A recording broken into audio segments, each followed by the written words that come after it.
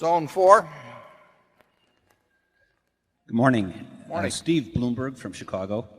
I have two questions regarding the insurance operations.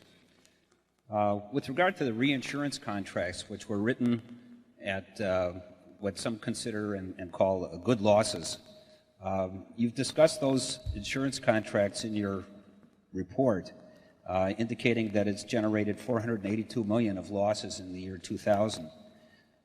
Do we need an annual schedule disclosing the aggregate amortized charges of all current and past such deals to make our adjustments to reflect economic reality? Well, there are two unusual type deals, and you referred to one type, what I call the pain today, gain tomorrow, or good losses type deals. And under the deals you are describing, we record a usually quite significant loss in the current year, and then we have the use of float for many years to come, and there are no subsequent charges against that. So in respect to those contracts, the important thing is that we tell you, and we should tell you, really every quarter if they're significant, and certainly yearly, any significant items that fall in that category. And as you mentioned, we had over 400 million last year. We had a significant amount the year before. We have not had a significant amount this year. I think in the first quarter there may have been a $12 million charge for one of those. If they're significant, we're going to tell you about them. It's a one-time adjustment in your mind that, in effect, you should regard as different than any other type of underwriting loss that we experience, because we willingly enter into these. We take the hit the first year, and accounting calls for that.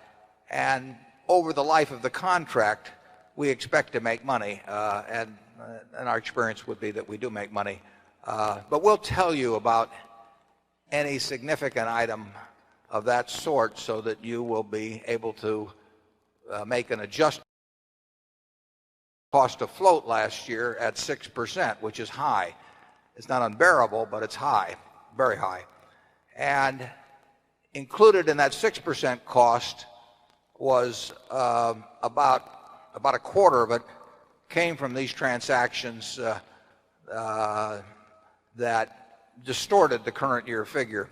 And therefore, our cost of float, if we hadn't willingly engaged in those transactions, would have been about 4.5%. I should mention to you that I expect that our cost of float, I said in the annual report that absent a mega catastrophe, and I might define a mega catastrophe as insured losses, we'll say, of 20 billion or more, or something on that order. Absent a mega catastrophe, we expected our cost of float to come down this year, and I said perhaps substantially. In the first quarter, our cost of float will probably run just a touch under 3% and on an annualized basis. And I think the trend is in that direction absent a mega catastrophe. I would expect the cost of float actually to come down substantially this year.